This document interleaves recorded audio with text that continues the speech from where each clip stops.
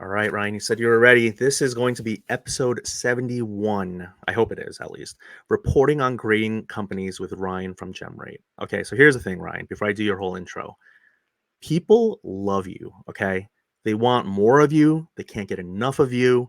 And so, what perfect time than when I'm doing this reporting side of the hobby? And I don't know if you would agree, but I feel like in a way you are a reporter, at least for grading companies. So, whenever there's a reason to ask you on, I just want to have you on. Well, thank you for having me. Thanks for the quick uh, pumping of sunshine. Always appreciate that.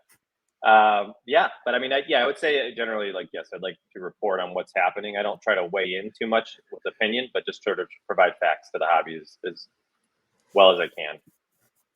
Yeah. Do you think it was too much? Do you think I should like restart and like just give you No, a more muted intro? Like people kind of like you, Ryan. They kind of want more of you. no, this is the hobby. This is what we do. We're narrators. We're overhyping, potentially under delivering. Oh yes, no, oh absolutely. I'm always over. Yes, I. Well, how about this? I'll always pump you, Ryan. I will never dump you. How about that? Is that good? That is dangerous, but yes, thank you. That's good. Yes. Okay. So Ryan, for those who are unaware, he is on. I believe this is a record third time. Although there's this one episode where we went really long, and I stretched it out into three podcast episodes. But thank you, Ryan, for being on for a record third time, at least for this podcast. I really, I mean, joking aside, I kind of want to make this a recurrent guest spot, and I know I haven't talked about this with you beforehand, but you are so knowledgeable, but you're also like not dry. From your Instagram page, you couldn't tell that. No, nothing against you, but it's like numbers, right? And numbers can be really dry. Totally. Numbers are numbers, right? And they say numbers don't lie. But I've had you on this podcast before a couple of times. You are fun. You like to laugh. You like to have a good time. Like anytime anyone laughs at my jokes, I'll have them on. Like so. I think my main question is, well, I won't be like putting you on the spot of, do you want to be a recurrent guest spot? But I mean, when is your podcast coming out?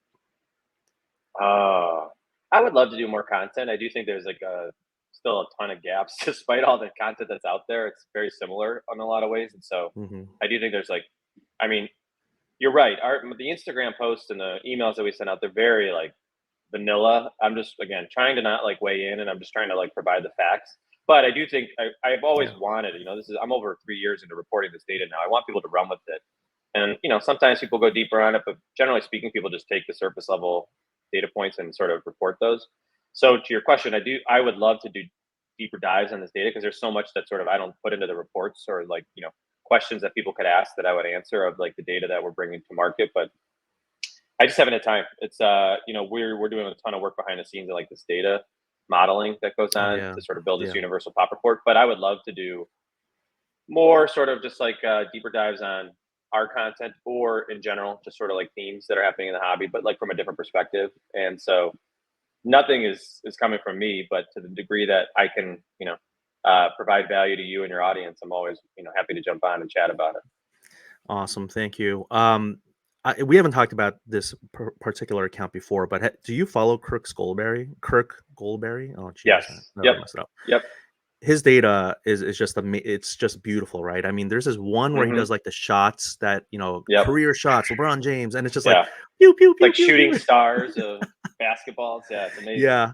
No, I'm not trying to put more on your plate, but I just feel like the way he represents and visualizes data, I mean, it is, I don't know how simple or hard it is, but it's like, hey, here are all the shots that someone made or didn't make, and here are the hot zones and the cold zones and whatever. But I don't even know if that could be applicable towards the hobby or grading, but he does do a very good job of that. And you do a very good job of what you do. Like, there is, as far as I know, no one. Do you even have competitors? Like, I don't even know who else gives me the information that you give us on a regular basis. Um, no, I mean, there's nobody that's really doing it. And, there were, like Omar from Retro Hoops did it initially. Grunt Dad Sports was like a couple of YouTubers that were just presenting high level sort of like data as it relates to PSA. But to paint the whole picture, it's like way more work. Like there's certain data points that you could pick up with like an hour's worth of work versus like what we do is, multiple days worth of work to put out the monthly report. And so it's just like a, order of magnitude difference in effort. And so it's just not, most people aren't incentivized to do this as like a for fun Yeah. project for the hobby. So it's, it ties really well into what we do as a business. And so it's worth the effort our end, but no, we don't, nobody else is really doing it, but it's a lot of work to sort of paint the full pictures. The grading companies don't provide the data for you. And even if they did, I don't know that I would take their, whatever they hand off as sort of like gospel. And so I would, short answer is not really. And then from a visualization standpoint, I appreciate you saying that we do a decent job. I mean, look, I wish we could do more. I definitely like have aspirations to do more from like how we present it. Even like little things where like you see sort of like the position of the grading companies changing over the trajectory over, some sort of like longitudinal period of time where you're looking at like 3 years, and you'd see Beckett was like much higher a couple of years ago Yeah. and sort of how they've fallen off. Like some graphics Yeah. like that would be interesting. It's just that's not my expertise, and it would be kind of a interesting exploratory thing for us to do, but it would take me way too long for the return that I'd get for it. Hmm. When you say we, is it? I thought it was a one-man operation, but do you have assistants or help or co? It depends on who I'm talking to. There's certain, certain people in the hobby where I want to present myself to be bigger than I am, and then certain times I want to present myself to be as small as possible. But no, I have two full-time contractors who are amazing that help me with like data QA work, technical work that they help me with a lot of like data modeling. We're all sort of working as like jack of all trades to sort of just like keep Mm, this thing afloat. But I'm the only one that's full time, committed to this as an employee. But they definitely help and are like massive assets to me. gotcha. Do you have like a second set of eyes before, like copy editing or like data on a post or anything like that? Yes, but it's Chat GPT, and so it's fine, but it's not. I mean, I'm sure there's so many typos that I don't even hear about because people don't care to write me about it. They're just not, either they don't care enough to spend their time to flag it for me, or whatever. It's not material, but I see them every month. I'm like, how did I not catch that? But no, there's no like real Hmm. proofreader or second set of eyes looking this over. I mean, I do have ChatGPT help me with just sort of like refining thoughts sometimes, where I'm like, I could be a little bit more concise here and things like that. Hmm. Okay. In a former, like really long time ago, I did a little bit of copy editing, and I never call people out on their posts, like on their comment section, like, "Hey, you misspelled this." It's always like a DM. So I've never DM'd you about any, typos or issues because I have not caught any. But I also haven't copy edited in a very long time. So it could just be me just being terrible at it and just skimming too quickly. But no, I feel like your data and your graphs and your charts and the iconic tracker, which we can get into shortly here, it all looks really good. It really, you really do a fantastic job. And I'm not just saying that to pump and dump you here. Thanks, I appreciate that. Okay, so let's get into the really, I guess, big day. I mean, I know the news broke, like I was sick, and like the news broke on like evening time of like February 28th. And I woke up, I went to sleep early. I woke up to leap day, and I was gonna do some like leap day content or something, like something silly. And then I'm like, I can't make any content. It's gonna get buried in all of this news. One thing I will say that I made a mistake on, because I was not making fun of people, but I was like, hey, PSA and SGC didn't merge. You got to get the terminology right. First of all, I'm not a reporter. I'll always get things wrong. But I will say that I made a mistake. I did say like PSA acquired SGC. That's not the Hmm. case. Collectors, the parent company of PSA, acquired SGC. So I just wanted to make that caveat. I haven't had Yep. people coming at me being like, you're terrible and you're dumb. Not for that reason. For other reasons, yes, but for not for that reason. So that's my bad. PSA did not acquire SGC. The parent company of PSA, Collectors, has acquired SGC, and the official announcement came out Leap Day, February 29th. Um, SGC Pete came out with something. He's sitting behind his desk looking all presidential, and now he's bought out. Hmm. But when Darren Ravel tweeted out the news, I found it really interesting and good. I hope you saw it. I hope you thought it was good that your data, your GemRate data information about market share with the percentages of the market was usually attached to that news. Yeah, I mean, it was funny because a lot of people thought that we were sourcing the acquisition for Darren, and we were just providing him the market share data, and so we were getting a ton of follows, but it was because people thought we were breaking, the story for Ravel to report on, and no, we were just providing the market share data, which was, it is good sort of like, frame of reference to help people understand just like these are, especially as it stands at the end of 2023, this is where what the market looks like. And it was good context just to provide to help people understand like, okay, this is the largest player acquiring, or at least the parent of the largest player acquiring, the second largest grader by volume at this stage. So it was just I'm glad it was useful. A lot of people seem to, surprisingly, that was like the first time they had seen that data, which was also interesting because they've been, Mm-hmm. whatever. Not everybody sees it when we publish it. So I'm glad that it sort of still has usefulness after we first bring it to market, 2 months ago or something like that. Yeah.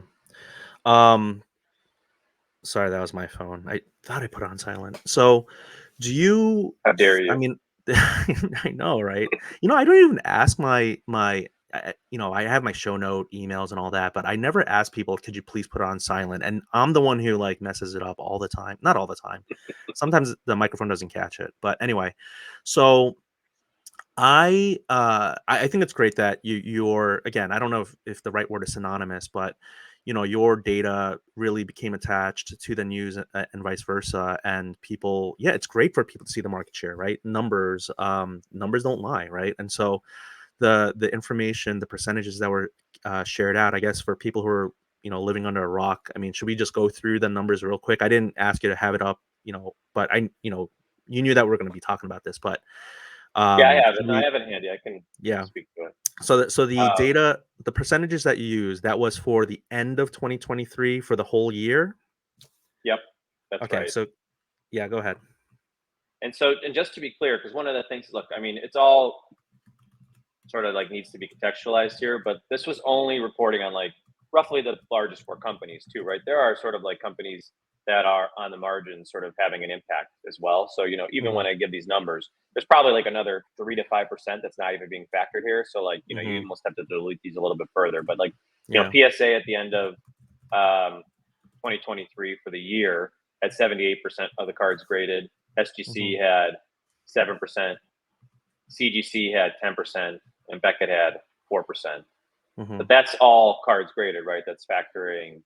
Um, that's factoring TCG, which was a huge part of the volume last year, which was like 45% of all cards graded. And Mm. so I don't remember off the top of my head, but I think when you actually just look at sports cards, the numbers break down a little bit differently. It's like PSA is at like, I don't know, 80%. SGC is at like 13%.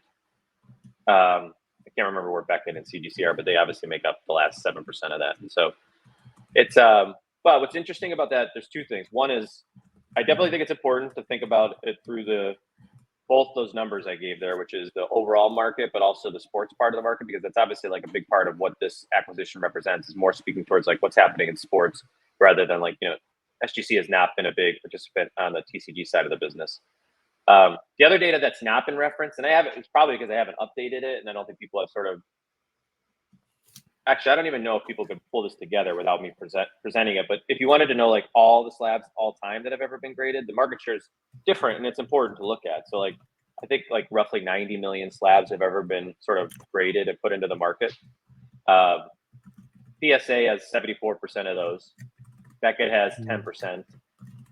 SGC has 7%, and CGC has 5%. And so give or take like a percent within that. But that's a little bit different than sort of like what 2023 finished as. And my point with that is just to say like I think people sometimes forget how big Beckett has been in this hobby. And so when you think about like regulation that could come as a result of this, or whatever, just some other oversight that might be brought into this process as it relates to like antitrust and things like that, potentially coming into play. Beckett was a huge player, and they still are. Like if you think about like people's slabs in their Zion cases, it's still going to be a little bit more weighted towards Beckett than it is going to be SGC more often than not. And like people don't, when you look at the 2023 numbers, you're not going to get that message. But if you actually zoom out to look at like the history of the hobby, you're going to see a little bit of a different picture too. So it's just important to kind of know like where things stand today is not necessarily where things have been, and Yeah. it's still pretty hard for people to get those numbers to sort of understand the full picture of 25 years of grading activity. 90 million slabs. I just, man, that's amazing. I wonder how many of them are like Zion base, uh, Zion Way too Williamson many. hoops or Way too prism many. base. Yeah, way too many. Half a million.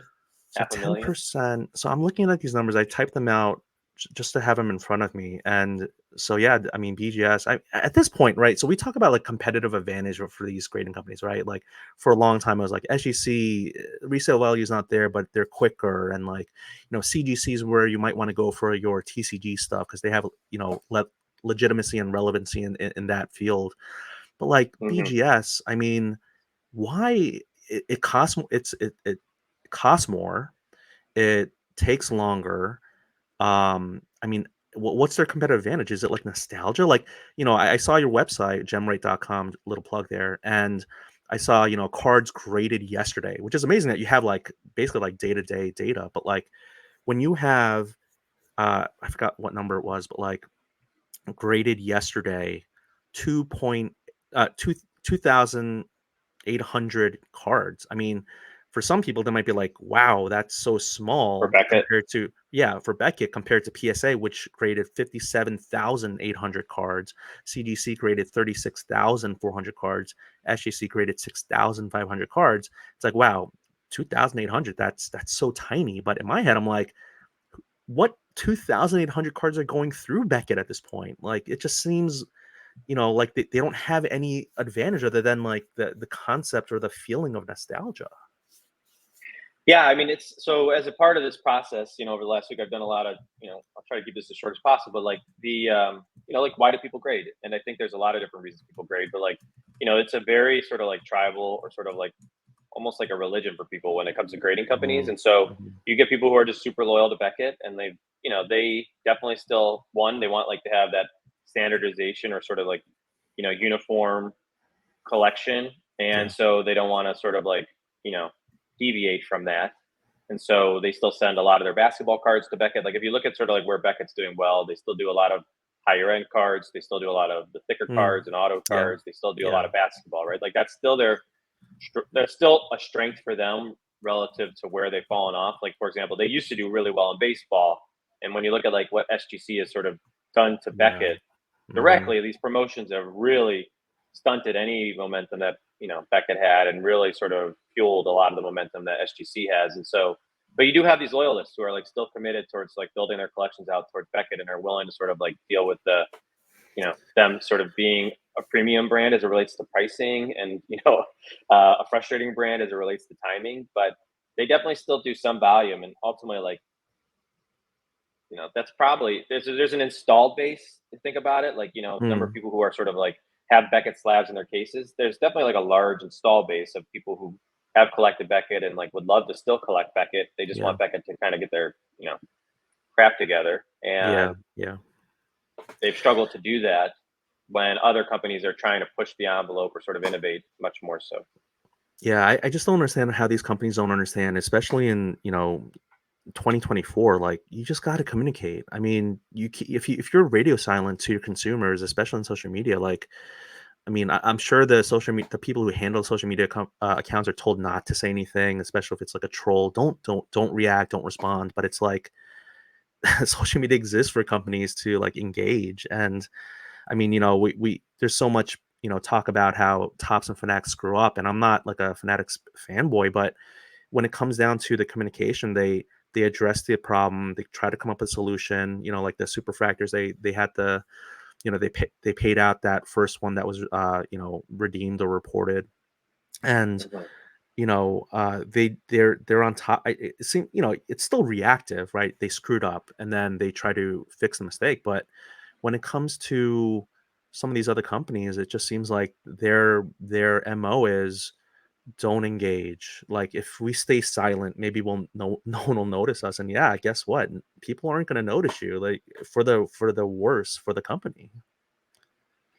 Yeah, I mean, it's we talked about this on the previous appearance that I made, or the most recent one, and it's like, I think a lot of these companies operate by sort of the incentives that are in place, and I just don't think Beckett's been like incentivized to sort of like, ruffle feathers or sort of change direction aggressively. I think they had a small window where they were trying to be a little bit more aggressive, and the market looked like, it was up and to the right, and then when things sort of quickly recalibrated and it didn't look like a growth market again, they kind of just were like, okay, we were running behind anyways. We're not going to sort of like overreact here. And I think they just sort of like stayed the course in a lot of ways when a lot of other companies were pushing forward. And it just, because the reason I say that is they're still grading the same amount of cars they were grading 3 or 4 years ago.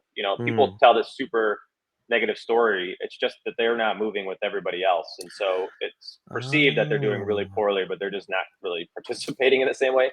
And the only reason I say that is their goals may be very different. And Yeah. it's really frustrating for all of us who's seeing a lot of these other companies do new things or sort of, be much more aggressive with pricing or understand that the market's changed, right? Like, I mean, people I think are most frustrated that like Beckett's just slow to react to everything. But again, I think like they just not been incentivized to sort of like do as much either. And so in some ways they may be much more content than we realize. I'm sure they'd like to be better positioned than they are, but at the same time, maybe it's not nearly as bad as we sort of perceive it to be as well. That said, I mean, I have no visibility into the company at this stage. And so it's hard to know. Maybe they're much more concerned than we realize. But I Yeah, also like no, that's nothing well really said. signals that.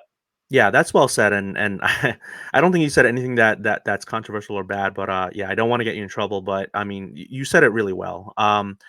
This is why I need someone like you to come on, right? Because you're trying to, in a way, tell us, take the big picture look, like raw aggregate number of grading cards, they're doing the same, but in a world where if other people are growing, your market share, the pie, your piece of the pie is going to shrink because the pie is growing, but you're not growing along with that pie. And Yep. now I'm Yep. getting really hungry. All right. First thing when I say pie, what pie are you thinking about? Apple. Apple. See, I was gonna say apple too, and I was wondering whether it's because alphabetically it just comes at the front. My favorite is like pecan. I mean, pumpkin is so Oh, seasonal. You know, I don't know. I kind of like a good strawberry rhubarb pie too. You see, sweet my potato. mouth is watering. Oh, sweet potato. This is bad. I should not have done Half of this. those pies that you said I've never even tried in my life. I'm like a very What? I'm not super ambitious when it comes to snacking, and I stick to sort of the things that I like and know. So I don't know that I've ever had pecan pie. I don't even. Would you say rhubarb? That sounds interesting. I Strawberry guess. rhubarb? Yeah. Well, how are we gonna go to dinner at the National if I'm gonna have to like you're gonna get the chicken tenders and I'm gonna get the That's correct. Applebee's. That's what we talked Applebee's. about. Hey, living, eating good in the neighborhood. New sponsor for the Car Diary. That's wonderful. There we go. But no, thank you for kind of shedding that light, kind of saying like, look, they're grading the same number, but it's still going to result in losing market share because PSA is a behemoth. I mean, they're just dominating. They're like, it's like prime LeBron James playing against like high school players. I mean, it's just they're just dunking on everyone. Yeah, I mean, look, it's not to give Becca a pass either. I know you're trying to protect me from, saying too much, but like, there is Beckett still has not communicated that. Like, that could be their strategy to be like, look, we're fine, we're content. Let's like, steady as it goes, and like, we're gonna sort of like very sort of like incrementally build rather than like really aggressively ramp up what we're doing here, and we're gonna be pretty methodical. But like, you heard nothing from them, and that's where most of the frustration comes from. Is they're just not Yeah. saying anything, and so people are just like, do you care? Nothing signals that you're really that concerned with the collectors and the hobby at this stage. And so I think that's where most of the frustration comes from, is just the lack of communication and visibility. And so with this collectors PSA SGC news, like there's very real opportunity for like Beckett to sort of like try to reassert itself as sort of Hmm. a company that cares and matters. Right. It just sort of remains to be seen, like if they can get alignment internally to sort of like build up that momentum that would require, which is it's hard. It's they're a company with a lot of different agendas. You go to their website, you see there's a lot of different things that they do these days, and to get Mm. alignment to say like this is where we're going to place our bet, especially as it relates to grading, and here's our messaging. It's just not easy for a company at that stage to do for a lot of different reasons. I think a lot of people would love to see that, but it's very much like a TBD. Yeah, they are. I mean, I haven't been on it recently, but I remember, of course, there's the online pricing guide, which it doesn't matter how much percent they give me off. I'm not buying it. I mean, it's just in this day and age that doesn't make any sense. They're like 50% off the pricing guide. I mean, literally, if you made it 90% off, I don't think I'm buying it. I'm sorry. Yeah, they're grading. And I know these other companies grade coins and other things, but yeah, they're grading like VHS tapes, and I'm like, man, talk about like Blockbuster going away after Netflix coming in, like just the just the visceral reaction to have of like grading VHS tapes. Just I'm just like, wow, this is so antiquated.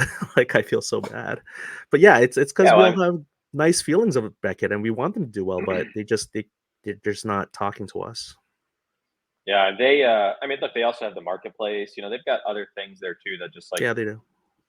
distract from sort of their day to day, and they're probably trying to hold on to a lot of that legacy business, even though it's not nearly as relevant as it used to be.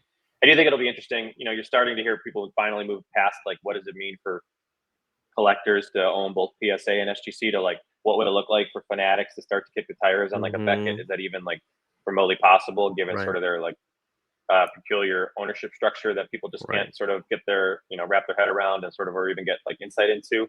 But I mean, I definitely think like all these things we're speaking to are like it's a good brand, people care, and like that could really play out well if fanatics were to sort of like find a way to you know acquire that piece of the company and really invest in it. Because I mean, what we're really talking about is like alignment and investment that's been missing from Beckett. And I know this is, you know, I'm glad you kind of spoke to this being more of a general grading conversation as opposed to like a PSA SGC conversation, because I do think like this is a good opportunity to understand like what role can Beckett play in this marketplace, and what would it look like if something like Fanatics, if somebody like Fanatics were to step in and really kick the tires and ultimately like make a move to bring Beckett under their under their empire. And so I think that would be something that in theory could be interesting in the sense of just like it's a good brand that would get a lot more marketing and a lot more investment.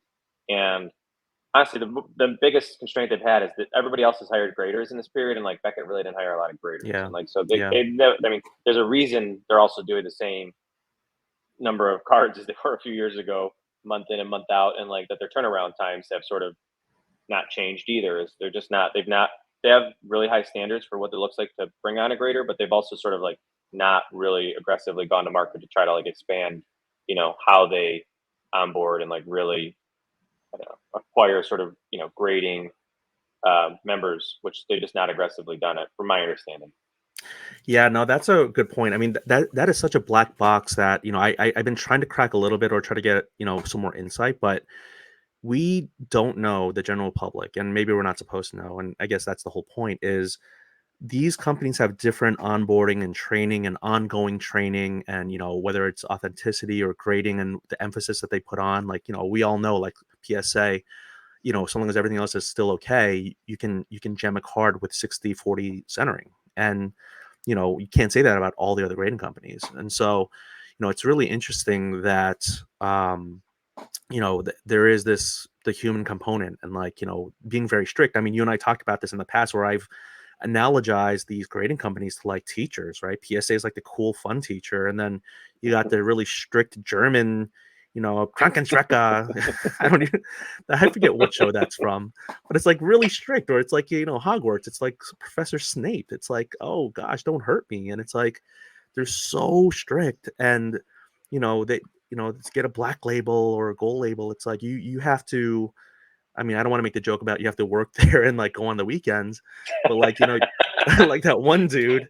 Um, but it's like so hard, and they've made it so impossible that people are just so turned off by it. But you know, I I forget where I heard this, but my understanding, with CDC, it's like BlackRock, and they're owned by a mega corporation, and Beckett is owned by I think like Eli Global. And Hmm. so Hmm. my understanding with them is, again, this is all like hearsay, and I hope I don't get in trouble for saying this stuff, but so if they're owned by like this guy named Greg Lindbergh, which reminds me of like Office Space.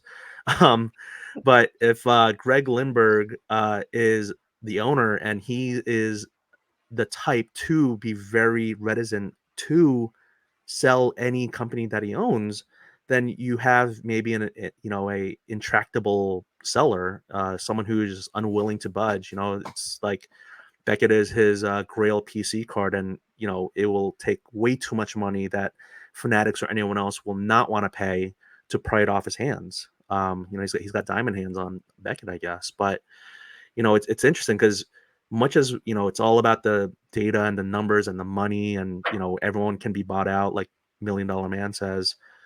There is a human element. There's the human, you know, there's the emotions and the, you know, people, the personalities. Yeah, I mean, there's a lot of nuance to this that just we don't have a lot of visibility into, and I just think like even to your point, like maybe there are hands there, but like also I just think it's even more complex that it's just like for legal purposes, it's just not easy to sort of move that company out of that portfolio. And so again, not without having sort of real insight into it, it's hard to say, but Yeah. it sounds complicated. But it's, I guess, removing that from the equation.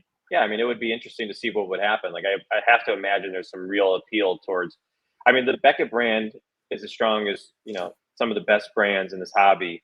Um, and I Mhm. definitely think people would like to see it stick around and sort of be really relevant into the future. So whatever sort of has to happen for that, to, you know, um,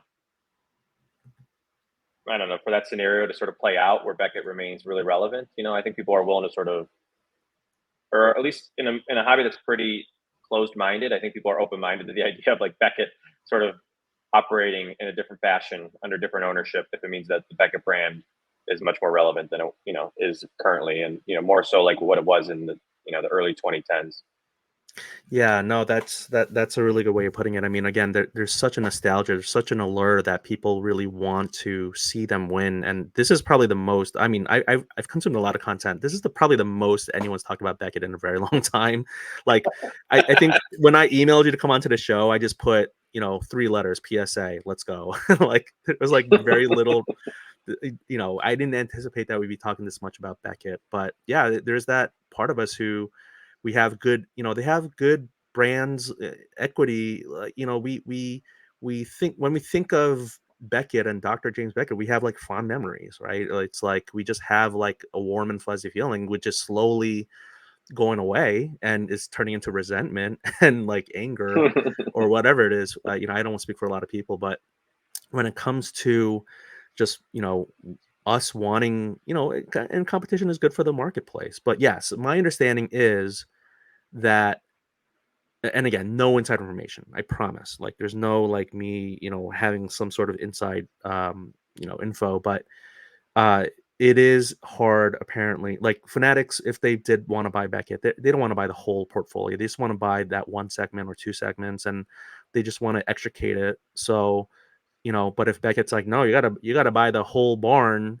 full of all the animals, and you're like, I just want the prize pig, that's aging a little every day. It's getting older, but if you don't want to sell it, then I'm not gonna buy the whole barn.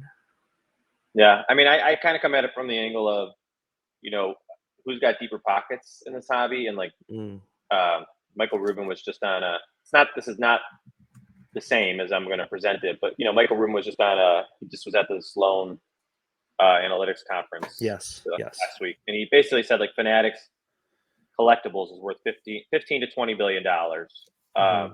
as an entity within Fanatics as a whole, which would make Hmm. it its largest subsidiary. And by comparison, Collectors has raised its last round at 4 billion, and Hmm. that's just valuation. That doesn't necessarily mean that's not the balance sheet. That's not telling you how much cash they have on hand necessarily. Yeah. But you know, if you take that and sort of run with it a little bit, and sort of at least like say that's maybe close to sort of like how they are sitting from a financial standpoint, you would think that Fanatics has pretty deep pockets there. And so my question, sort of why I'm asking that is, or sort of why I'm presenting that is, what if there was a lot of talk that Fanatics was really interested in SGC, why would they sort of back out and sort of Mm, allow sort of this really interesting asset and attractive asset to go to Collectors? They had some sort of, you know, breaking point where this was not interesting to them. And I'm just wondering whether they're still mm, like interested in the idea of rolling their own grading company, which sounds pretty mm, unlike them and challenging, or if maybe they're sort of holding on to this idea that, yeah, I mean, okay, fine. There's sort of a, you know, we're sort of we'll tap out at a certain point here because we think there's alternatives that could be interesting. And look, we haven't mentioned them once, but there's all these, you did mention CGC, but there's also these tags and arenas of the world too, which are Yep. interesting Yep. companies. They're obviously like very immature relative to the companies we're talking about, sort of as it relates to just the pedigree that they have in this hobby and sort of familiarity that people have. But there's other options, I guess is my point. And Beckett may be one of them. CGC could be one of them. I don't know. We don't even know how seriously we're all speculating on like how much Fanatics cares about grading, but like if you sort of read the tea leaves, they're very into this idea of like everything being very integrated. And so it's definitely wouldn't be a shock by anybody. I think I had heard rumors. I'm sure a lot of people had heard rumors that like Fanatics was kicking the tires at one point, whether that was 2 years ago or a year ago, I don't know, on grading companies. I think that's probably true. And so I wouldn't be shocked if they decide to pursue that further. Whether that's a year or two from now, I don't know. But anyways, it just I come at it from the idea of like you would think that Fanatics probably, if they really wanted SGC, they could have outbid collectors to some degree. Yeah, no, I agree with that. So again, without any inside knowledge, by the way, when they bought up PWCC and I could kind of see, like what other people are seeing, I just, it's not like I came up with the term vertical integration, but I remember saying it and then other people started saying it. So I'm like, you know what? You guys are stealing my term. Vertical integration, that's me, man. That's your hanky panky. That's my Well, I really wanted to start getting shady shenanigans going because I just think that has a better alliteration. It just hasn't caught on. It's okay. I mean, hanky panky's good. I mean, shady shenanigans. I'm definitely in shenanigans camp. Like I will go to bat for shady shenanigans. Yeah, oh, shady shenanigans. Okay, yeah. Let's. Okay, we're gonna hashtag that later on. I'm gonna go down such a bad rabbit hole.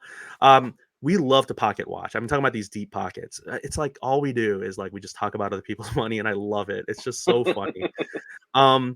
These smaller companies, I mean, I gotta say, Tag, I think, again, not a sponsor affiliate, but they knocked it out of the park with those personalized slabs at Burbank Card Show. Oh, yeah, that was cool. Man, I really wanted one so bad. I'm like, oh my gosh. But they did a great job. But that's how you get people. It's like when you talk about the concept of like hegemony, dominance in like from a global economic sense, like a lot of it has to do with like cultural. First, the way to like get people to buy into your your dominance is like or your perceived dominance or what you want to dominate is culturally. Like I guess what I'm saying is like get those blue jeans and Elvis music out to other areas of the world, and they're going to start really appreciating the brand of USA. And like that's kind of like how with these grading companies, like I don't know how much money Tag lost with doing those slabs, but man, were they relevant for a good bit, and people creating that brand loyalty that we're talking about with these people who are just like fanboys or super loyal to Beckett. Like this is how you create that base. Yeah, I mean, they're definitely doing a good job of just sort of creating buzz, which is sort of the first step to what you're saying. Like they're definitely, they're kind of ahead of themselves in the sense that they know they can't capitalize. They don't have like the bandwidth to sort of take on like all sorts of different cards from all sorts of different eras. And so they're almost sort of just like building up this pent up excitement and buzz towards what they're doing before they can even sort of take on the actual cards and the activity, which is interesting. I mean, they definitely have like clearly put a lot of thought towards building the brand, putting money towards marketing, being different, which I think is really important. This is a hobby that often looks and feels very similar. And so just, being willing to take some chances, I think is cool. And yeah, I mean, obviously like, despite the fact that people are really frustrated with the idea of influencers, there's a lot of them in this hobby that whether, you sort of buy into that, there's a lot of people who post and will, take that slab and run with it and get excited about it. And it was definitely like a really cool tactic. I mean, I definitely think it's whatever. I mean, whether you like it or not, still, I like that there's companies out there like Tag that are thinking outside the box and taking chances, like something like that. And it is a cool, piece, especially if you did get one. It's probably on the other side, not having one, you're probably just jealous of like, how did I not get one of these? And like, what do I have to do what kind of influencer do I need to be? And I don't want, what if I don't want to be that? But it's still cool to see. I don't like influencers. I think they're just so full of themselves, and they provide no value to the hobby. So totally not about them. If I ever met one in the street, I would totally just I would turn the blind eye. I would just. All right. So anyway, brought to you by C3 Grading. No, can I just say something about C3 Grading? I talked to the owner and I made a couple of reels, and this by no means is like a sponsored episode and like that. But I really like the fact that he said we're not, when I said, "Are you trying to compete with the big boys in grading?" He's like, "We're not even on the Formula One grid. We're not even on the Formula Two Right, grid, right, right?" They're right, like, "We're right. like third tier, like we're new and all that." I was like, "That's so refreshing." It's like if I talk to someone who is a new grading company and we're like, "We're going after PSA," I'd be like, "You're probably delusional. That's probably crazy." I mean, it's good to have dreams and aspirations, but I mean, to take on a behemoth like that and say, we're gonna slay the giant is wild. So I really appreciated the kind of like reasonableness, and I got to talk to the owner, and he seems like a good guy. And look, free grades. Who am I to turn down free anything? So, I said I would just kind of work with them and just see what this labs, what their newest labs look like. So see-through grading, the I don't know 0.001% of grading, maybe even less. I don't know, but that's not to diss them in any way. It's just that this PSA domination it's it's a rolling rock. I don't see how nothing's going to derail this train for the foreseeable future. I mean, they're just you know taking names at this point. Yeah, I mean, I like that you bring up C3 because it's interesting to think about, why do so many people enter into the grading category? Like, what's attractive about it? Because, if you sort of think about how big PSA is and some of the other companies in the space, it's maybe a few hundred, 300, 400 million in revenue that sort of is up for grabs every year with it. So you don't have to, if you get 1% of that, you're doing, 4 million in revenue. And, you could have like a small operation. SGC was only 8 people 4 years ago. I mean, that's probably where they were, Mm, right? 4 mm-hmm. million, maybe. I don't know. That might even be high versus where they Yeah, were, but like that's what they were yeah, doing. And now, things right. have changed and they're much, they're perceived very differently. So you definitely, it's fine to sort of like not have these aspirations to be the largest player and sort of like, get your footing and sort of build up a loyal audience. But I mean, a lot of people come into this space. So, I read that as sort of like there's a lot of frustration or there's a lot of money up Mm-hmm. for grabs. It's Mm-hmm. probably both of those things, and people Mm-hmm. probably underestimate it because they probably think that grading is much more of like an evaluation problem, but it's actually much more of like a data challenge. Like you have to onboard all the different cards. It's much more of Yeah. like a context. You have to sort of know what to compare to and sort of like build up this asset of like knowledge that sort of like accumulates over time. So, anyways, it's definitely a space that people are really intrigued by and definitely like feel like it's pretty easy to get into. I shouldn't say that. I'm sort of making that sound um, more trivial than it is, but like people are interested in this space, and maybe they take for granted sort of like how hard it is to sort of really establish yourself and sort of break through. But at the same time, you could be a couple million in revenue, and that could be pretty meaningful without having like a massive operation too, and that could be like a nice lifestyle business for a number of companies Mm-hmm. in this space. The whole reason why this podcast exists is because I find myself continuously finding the lowest slash zero barrier to entry to a lot of this stuff. Like to be a vendor, you need to just have like a pulse and like table money. You don't even have to be awake if you don't want to be. Like apparently, I've seen old dealers just fall asleep at their table and it's fine. Apparently, so streaming like they're whatnot. It's like Uber. They're letting anyone in. They're just letting anyone. Like you can take a picture of like a box of dollar cards and they're like, all right, you're approved to sell. Go ahead. So I continuously find myself in spaces where it's too easy to just get in. The two that I think are, that have a meaningful barrier to entry are card production, right? Like the warehouses that Fanatics and all of them use. And grading. Like I don't know how much it costs to get a sonically sealing machine and all that stuff, but yeah, you won't see Denny's grading company coming anytime soon because that's just way too hard.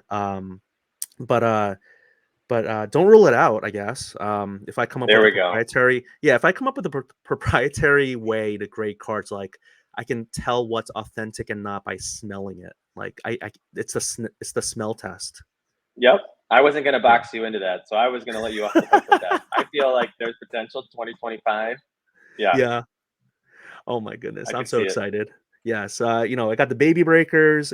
I'm vertically integrating, right? I I mean, forgot about that. yeah, I got the content creation. I got the baby breakers. I'm going to get smelling grading company that Like authenticates. Misfit Collectibles. You like something like Misfit Collectibles, which is like your portfolio of like all these, really interesting takes on, just obvious niches that people are sort of not exploring in the hobby. I love it. Yeah, no, it's Grading off a and by the way, smell, yes.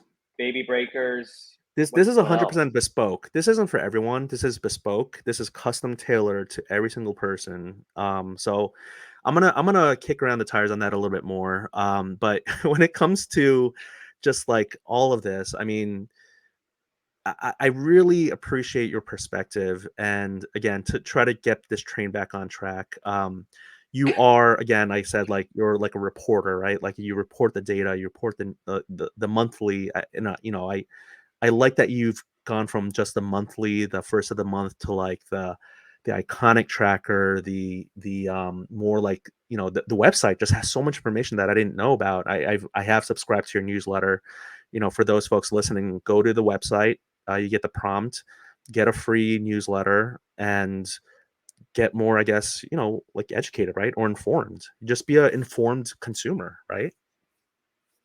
Yeah, I mean, we're definitely trying to sort of broaden the ways that we can have impact. And so, there's my big thing is just like I thought more people would run with our data and sort of go deeper on it, and candidly, just not it's not sort of happened the way that I thought maybe it would, and it's probably because we're not opening up our data enough where it's accessible in a way in a format that people can really run with it. But Mhm. we're trying to expand on it because that surface level stuff that we're releasing every month just speaks to the volume. There's no real context as far as like what's going in and out of the door. I mean, we sort of talk to the top cards, the top sets, and top players, but Mhm. there's still a lot of nuance to those numbers. And so the iconic tracker was sort of flipping it to look at the most important cards and sort of where are they being graded. And that's just another way that we're sort of trying to bring more data to market to sort of contextualize what's happening. And we have other Mhm. ideas there too. And then also it's just different tooling to sort of help people build out their collections. But I mean, yeah, we're trying to diversify and sort of expand ways that we're sort of either communicating with the hobby or sort of presenting tools to the hobby to build out their collections. No, I think that's great. Any update on the universal uh, pop reports and stuff like that? Yeah, I mean, the thing that's really taken off for us, I'm still not aggressively promoting it because I'm just still building it out, and I want to make sure that it's substantial enough where people have a good first experience with it. But the universal pop reports, we have about 130 or 140 of them up now at the stage, and they're covering things from like ultra modern, like 2023 Prism basketball and football, where you can see every card across all the grading companies that we cover, which is the primary four. Oh, yeah. Um, that would you say arena too? No, no, I said yeah. Sorry, no, I'm not. Oh, I'm not. So, I thought you I'm were not making. plugging. I thought you were I'm not. subtly plugging arena. I'm like, Can wow, that was like Can you imagine if like I have like this subliminal message where I'm just like I whispering thought just arena, happened. I arena, thought that's arena, what just arena. happened. I'm like, that was clever, and I give you credit. I'm like, all right, they're on my radar. That's all it takes. Oh my Um, goodness. that's hilarious. Free plug. No, well, no, I want to let you go, and then I'm gonna ask a question about the fourth. But go ahead. Yeah, the pop report. Oh, well, I just say the universal search is the thing that's taken off though. So it's basically like, I don't know if you ever have used Alt before when you'd go to their website and you could see PSA at BGS for a lot of cards that you were Yeah. interested in. Obviously, they provide the pricing value, which is really something that people care about, and really the main reason people go there. But you could also see population across certain cards. We're doing that, but we're doing that at like a much greater scale. We're doing it across more grading companies. And our universal search is really well done. It's still early, but like the idea is to sort of expand on what Alt initially built a few years ago and really just sort of like lean into the idea of like you just want to type in a few characters on a card and you can see the universal stats across all the grading companies. And so that's Mm, the thing that's really taken off. You don't have to sort of take into context the full set. You don't have to care about 2023 Prism football. You just might want to look up CJ Stroud's Prism Silver, his Green Pulsar, and you mm. can do that really quickly and be in and out within 3 to 5 seconds with some really good data. So people are really liking that universal search. I love that. So yeah, Stroud is just such a hot player. He's propping up the entire NFL wax market right now. Um, I don't know if I want to get into this too much, but like when you said that name, and for some reason the image of like a CJ Stroud downtown came into my head, and then I immediately thought about how there are these fakes out there, unlicensed, or I don't know what to call them, but like reprints, but they're being passed off as being real. If you buy them on Etsy, they're 20-30 bucks, but then like once you have it in hand, if you're a nefarious actor, you want to maybe try to put it in a one touch and sell it in at a local show, and it's like I I I mean, getting back to the heart of grading, like my understanding is it's to authenticate and to Hmm. encapsulate, and that the actual grades are supposed to be ancillary or secondary or tertiary to the proceedings. But it seems like people are like, hey, if it's sonically sealed, it must be right. And then of course we had the scammers who did the 86 Fleer Jordans in fake PSA slabs, and they're like, oh look, these are in PSA slabs, they can't be fake. So I don't know. Yeah. I don't have a good question from there. I just That's where my mind kind of went, and I don't know what your thoughts are on that aspect of things. So I can't remember if we touched on it at all in the prior conversation or in the prior conversation, but I am most excited about actually like there being more utility beyond which what maybe I'm sort of naive in thinking this, but like I'd like for grading to be more than just a value creating, part of the process for people. And honestly, it is. It's one of the few places people lose a lot of money in collectibles. Grading is one of the few pockets where you can actually find and sort of extract value as a consumer or a collector in this hobby or an investor, whatever you want to call yourself. It's one of the few Yeah. places you can like really participate and meaningfully like make an impact and extract sort of some profits. Hmm. And that's why a lot of people participate. And Yeah. that wasn't always the case. A lot of people did use it for sort of just the authentication and sort of improving upon their collection. I'm most interested in the showcasing part of it. Like I actually think like there's going to be utility around like you think about like I bet you have I don't know how many slabs you have, but I have hundreds of slabs that I've never put to Hmm. Instagram. I've never done anything with them, Yep. and nobody ever Yep. knows them. Nobody knows I have them, right? Yeah. Because the tooling has not really been built for me to like take my collection and really curate it in different ways and sort of present it in Right. different ways. And I do think like grading and authentication are entry points to doing more with showcasing. And I'm much more excited about like where that could go in the future of like how can we actually like truly do what Instagram we've all hacked together, which is like we could post our cards in, get some commentary and like get that quick dopamine rush. But like you're really not building out like I don't know, it's Instagram. Like everybody knows sort of the role that Instagram plays, and you're not going to throw your $3 cards on there, and you can't stitch together things that are really interesting. Like I have a whole bunch of like Trey Murphy cards that I'd love to put together. I'm like, how do I do that on Instagram in a way that like I can tell the story that I want to tell? And the reality is I can't. And so I don't do it or I'm not good at it. And like I'd like for there to be like much more tooling that like helps me narrate what I'm trying to build and like window to others like, hey, this is the parts of the hobby that I play in. And like, is this interesting to you? Cool. If not, cool. Like awesome. But like at least I could showcase it. And most of the hobby still collects sort of like in isolation. Obviously, we all care about the Yeah. community, and the community is a big part of it. But like, we still kind of Yeah. collect as individuals, and there's not a lot of tooling that does that. So I do think like maybe grading is not the answer, but it's a big entry point into sort of Mm. people cataloging their cards. So I'm much more interested about like can grading sort of fuel better showcasing in the hobby in the future. And like Yeah. that's where I'm most excited. Like I do appreciate how much people care about sort of the value creation that comes from grading, but like I definitely think we're over, like that. If that's the only reason people grade, it's going to sort of I do think it's going to like run its course. Like I definitely think like Yeah. people are going to grow wary of it, or they'll just be fatigued. Which would be really bad news for the grading companies. But yeah, I think you're totally right. If it's solely or primarily a financial incentive or financial value creation, I think that's gonna, yeah, like you said, run its course. But when it comes to that is my dog scratching something. But when it comes to the value and like, yeah, showcasing, we're not I don't think we're gonna get into this too much right now, but like there's like that new sleek way of showing your collection or four Hmm. cards like Hmm. Mintoverse, like just a different way to make it look, beautiful and elevating, the look. So I really appreciate that you shared that you were like a Trey Murphy collector. I actually didn't know that about you. So this is Trey Murphy the Nobody third. knows that. Yeah, Yeah, nobody knows that, Trey right? Murphy Because I don't third. post it to Instagram. Well, I hope people send you some for sale for trade cards of Trey Murphy the third, because there's got to be people who are holding Please. on to them, being like, I can't get rid of these. Trey He Murphy the put third. up Nothing 34 against. the other night in 10 threes. He's a very intriguing player. I actually would think he's like a really interesting personality. But yes, anyways, I don't know how many people collect Trey Murphy. Again, there's no tools really. I mean, there are. I'm again, um, I'm being a little bit hyperbolic here, but like there are tools obviously that are still early, but like there is no tool. There are no tools that are like the go-to to help me as a Trey Murphy collector really sort of like showcase that I am Yeah. there, connect with other Trey Murphy collectors, have people like put cards that I want to acquire out there and sort of like the ether for people to sort of find me and sort of, whether they're at shows to look for or Yeah, whatever. yeah. There's a lot of do-gooders in this hobby, but it's like pretty hard to sort of navigate and sort of surface. There's this one very special time of year every year comes around. It's around the holidays, and it's when people start posting their Christmas trees. Which and now they're starting to post like menorahs, which is really nice too. But I feel like that's the one time of year where we put up our slabs or cards or whatever, but we make it into a design. We don't do it for Hmm. like National Dog Day. Oh, look, I put all my slabs in a dog design. Like we don't do that. Or like National Pizza Day. Why doesn't that happen? You know what? Maybe I should do that. I don't know. You're onto it. You're onto Yeah, it. yeah. Just content creation always in my mind.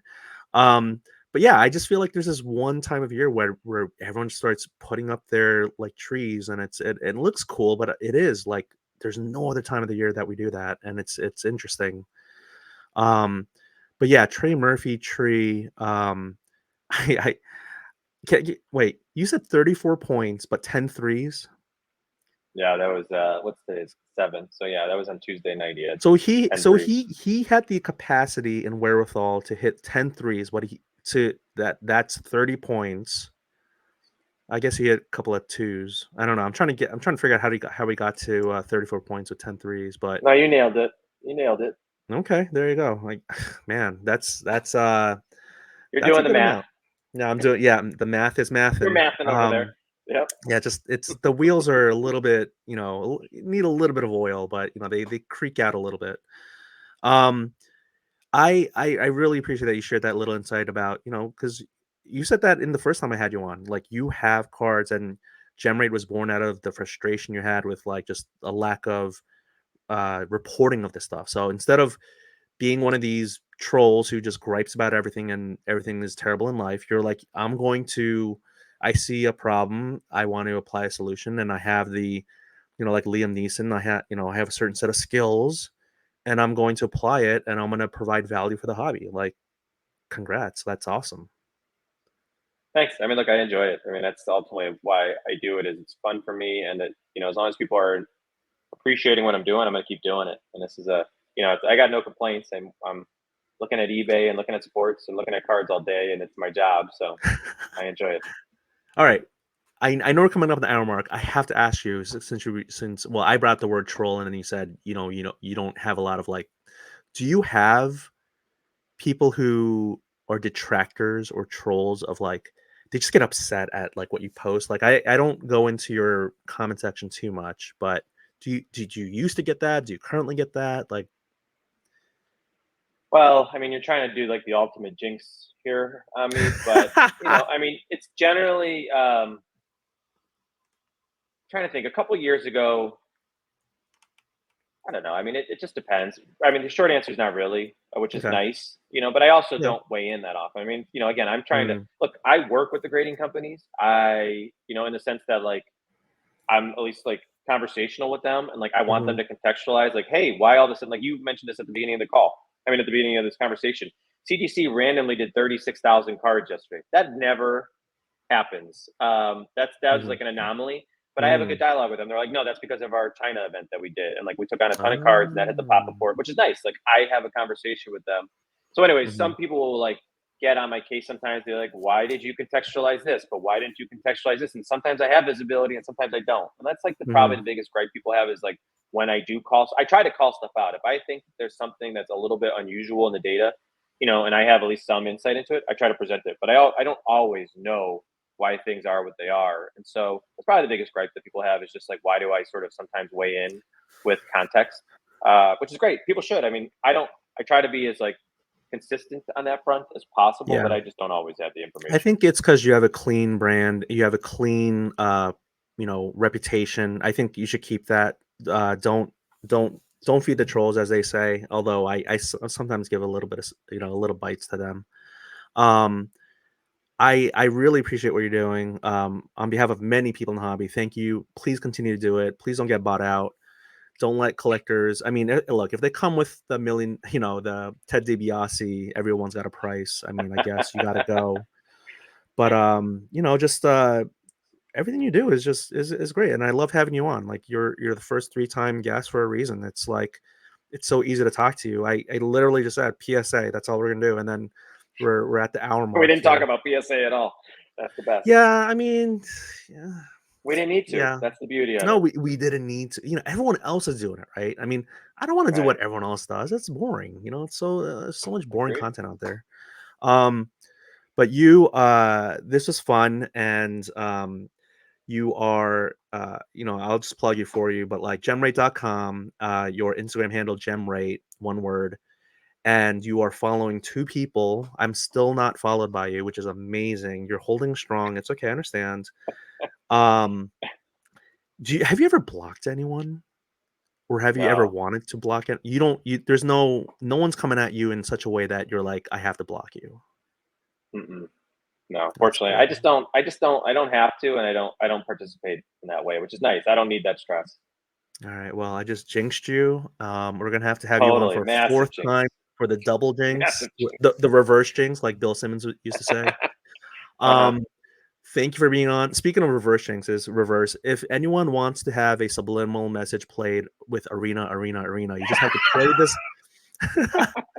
I You have to, swear that's what you said. I'm gonna have to yeah. listen to that again unless you You dub you it. have to I you like have to that. I play thought this for sure. podcast backwards. I don't even know if that's possible. I know there's ways to speed up podcasts. There's way to like skip podcasts, skip forward, Arena. backwards. But if there's a way to play a podcast in reverse, like a record player, you will hear this whole interview was just literally an hour of me and Ryan both saying arena over and over again. That's how it is. I love it. I love it. Let's get you out on that. Thank you so much, Ryan. Have a wonderful rest of your day, and yeah, we'll talk again soon. All right. Thanks as always for having me. I All right. appreciate it. Always fun. Yep. Take care. Bye.